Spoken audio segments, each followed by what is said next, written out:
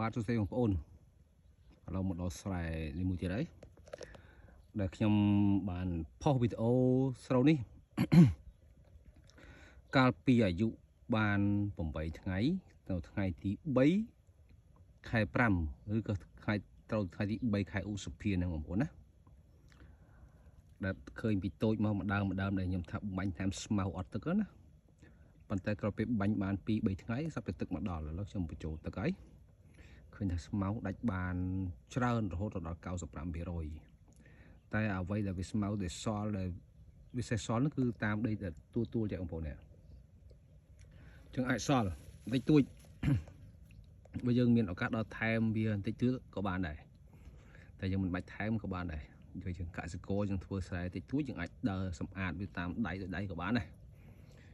តែខ្ញុំប្រហែលជាត្រូវជំរើសយកបាញ់មួយធុងអីឬកន្លះធុងអីគឺខ្ញុំសម្អាតតាមក្រោយហើយនេះពូជស្ងែស្រាលបងប្អូនដែលខ្ញុំព្រោះពីដើមថា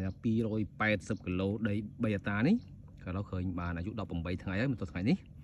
ថ្ងៃទី13ខែឧសភាដដែលខ្ញុំព្រោះថ្ងៃទី25គឺកាលព្រោះនោះព្រោះគ្រប់ស្ងួតទេប៉ុន្តែព្រោះឲ្យភ្លៀងអញ្ចឹងយើងយកកំណត់យកថ្ងៃទី25ជាថ្ងៃព្រោះនោះតែម្ដងហើយ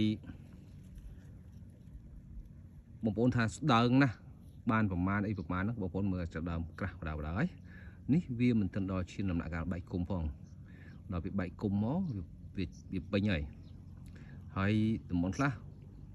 បងប្អូនហាងស្រុកខ្ញុំបើប្រុសប៉ុណ្ណឹងខ្យងស៊ីអស់ពិតមែនបើសិនជាយើងបើស្រែដែលមានខ្យង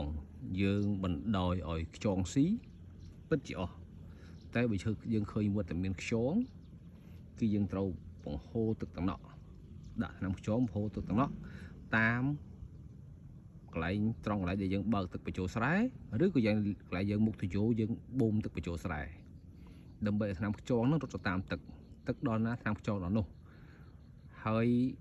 យើងព្យាយាមដើរមើលទៀតបើសិនជាមានតំបន់មានខ្យងនៅរស់យើងអាចច្រកដបក្លុកទឹកជាមួយនឹងថ្នាំខ្យងទៅយើងដើរបាញ់ជ្រោចវាកន្លែងដែលមានទឹកដែលមានខ្យងទៅបានហើយនោះយើងព្យាយាមធ្វើអញ្ចឹងតែអាយុដល់18ថ្ងៃ20ថ្ងៃប៉ុណ្ណេះខ្យងស៊ីលេងកើតដែរបងប្អូនណាពីខ្យងស៊ីបានស្រាប់តែស្រូវនៅទូចទេប៉ុន្តែបើអាយុប៉ុណ្ណេះបើទឹកលិចពាក់កណ្ដាលដើមនោះក៏ខ្យងស៊ីដែរហើយបងប្អូនមើលនេះខ្ញុំបាជីម្សិលមិញម្សិលមួយថ្ងៃបាជីម្សិលមួយថ្ងៃហើយបាញ់ថ្នាំថ្ងៃនេះហើយត្រូនបាញ់រួចហើយត្រូនកំពុងតែបាញ់នៅមួយកន្លែងទៀតហើយនេះបញ្ជាក់បងប្អូនពូជស្ងែស្រាលខ្ញុំផុសលើកទី1គឺថ្ងៃព្រោះថ្ងៃទី25លើកទី2ថ្ងៃទី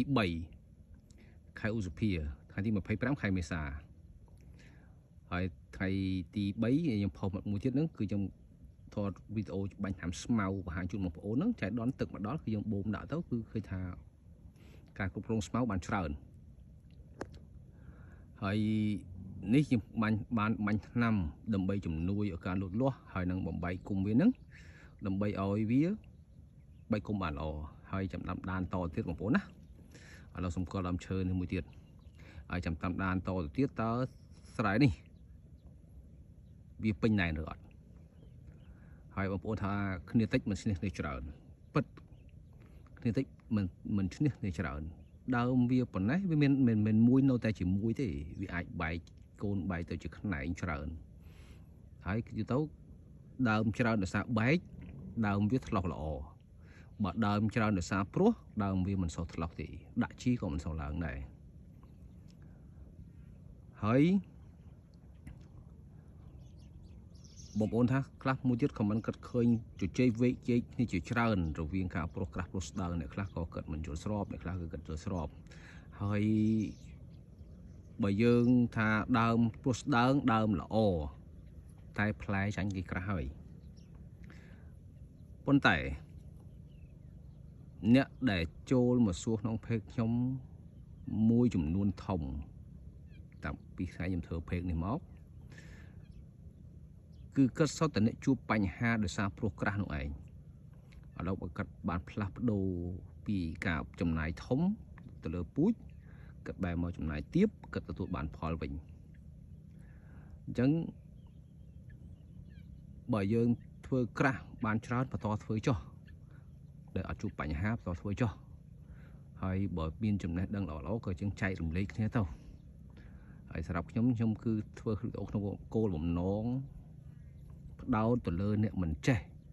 nè để thưa sai mình bàn Paul nè rất có chụp bánh hai chân trong cả thưa cả đám đó lượt làm sao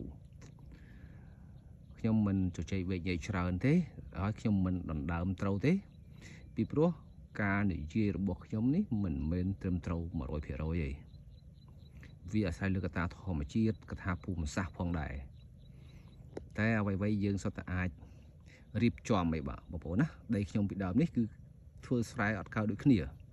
តែក្រោយពេលខ្ញុំរៀបចំរៀបអីមកគឺឃើញថាដីបានល្អស្អាតធ្វើស្រែគឺដាក់ទឹកបានគ្រប់គ្រងបានល្អ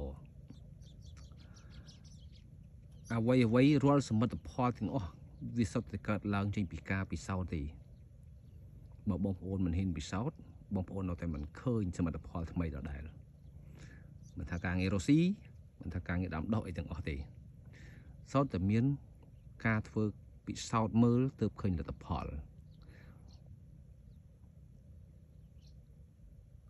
ជាបទពិសោធន៍របស់ខ្ញុំឃើញស្រូវ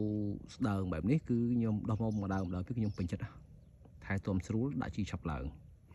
បងប្អូនបងប្អូនមានចម្ងល់អាចសួរក្នុងឆាតទៅណាហើយសម្រាប់ខ្ញុំក្នុងខមមិនខ្ញុំអត់សូវបានតបខ្ញុំអត់មានពេលច្រើនក្នុងការសរសេរជាអក្សរក្នុងការតបខមមិនតែមិនមានន័យថាអត់តបសោះទេខ្ញុំតបខ្លះដែរហើយបើថាក្នុងឆាតគឺខ្ញុំតបគ្រប់សំណួរទាំងអស់នៅពេលដែលខ្ញុំតនេចាប់ពីម៉ោង7យប់រហូតដល់ម៉ោង9យប់អញ្ចឹងអរគុណច្រើនបងប្អូនជូនពរបងប្អូនសុខភាពល្អធ្វើស្រែបានទាំងអស់គ្នានេះពូជស្រងាយស្រាលបងប្អូនណាហើយចាំតាមដានមើលតទៅទៀតនេះចំណាំដើមឈើនេះមួយបងប្អូនណា